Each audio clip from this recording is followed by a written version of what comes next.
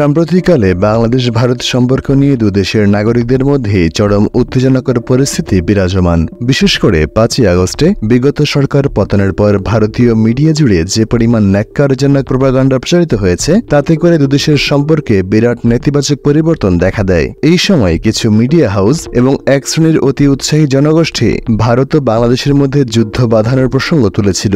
যদিও এই মুহূর্তে ভারতের প্রতি বাংলাদেশি নাগরিকদের মধ্যে প্রচণ্ড বিদ্বেষ আছে, তবুও আমাদেরকে 3 দিক থেকে ঘিরে রাখা বিশালাকায় ভারতের সাথে সরাসরি সীমান্ত যুদ্ধে মোটেও দেশের আপামর জনসাধারণ সম্মতি দেবে না, যার বড় রকমের উদাহরণ আমরা কদিন আগেই চাঁপাইনবাবগঞ্জ সীমান্তে উত্তেজনার সময় দেখেছি। দুই দেশের সীমান্তে গাছ কাটা নিয়ে ব্যাপক বিশৃঙ্খলা এবং সংঘর্ষ বাঁধলেও সরাসরি সীমান্ত যুদ্ধের মতো সিদ্ধান্ত কোনো দেশই নেয়নি। তবে এর মানে এই নয় যে বাংলাদেশের সাথে ভারতের কখনোই সীমান্ত যুদ্ধ ঘটেনি। প্রিয় দর্শক, দেশ দেশান্তরের আজকের ভিডিওতে আপনাদের জানাবো এমনই 3টি যুদ্ধের ইতিহাস। জি হ্যাঁ প্রিয় দর্শক, ভারতের সাথে একটি নয়, দুটি নয়, সর্বমোট 3 বার আমাদের সীমান্ত যুদ্ধ ঘটেছিল এবং প্রতিটিতেই ভারতীয় সীমান্ত রক্ষীদের পরাজিত করে বাংলাদেশের সার্বভৌমত্ব অক্ষুণ্ণ রাখেন আমাদের বীর সীমান্তরক্ষী বাহিনী। পুরো ভিডিওটি মনোযোগ দিয়ে দেখতে অনুরোধ করছি।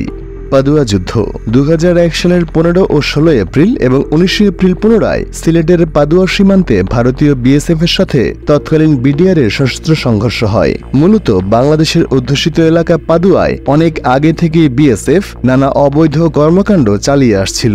2001 সালের এপ্রিল মাসে আন্তর্জাতিক আইন এবং ভারত বাংলার সীমান্ত চুক্তি অমান্য করে বিএসএফ পাকা রাস্তা বানাতে শুরু করে।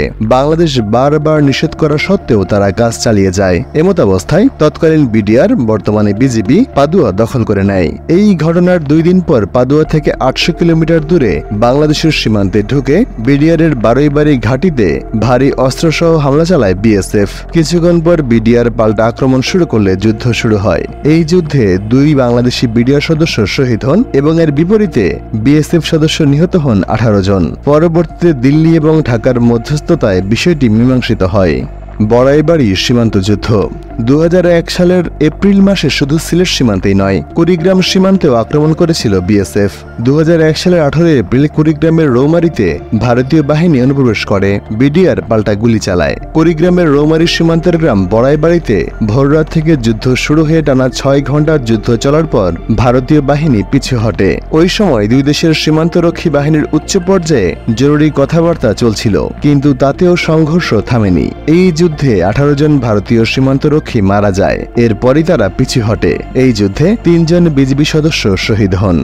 আখাউড়া যুদ্ধ 2005 সালের 16 এপ্রিল আখাউড়া উপজেলার বাংলাদেশ ভারত সীমান্তের হীরাপুর গ্রামের সীমান্ত পিলার 2022/3 এস এর নিকট সর্বশেষ সীমান্ত যুদ্ধ ঘটে।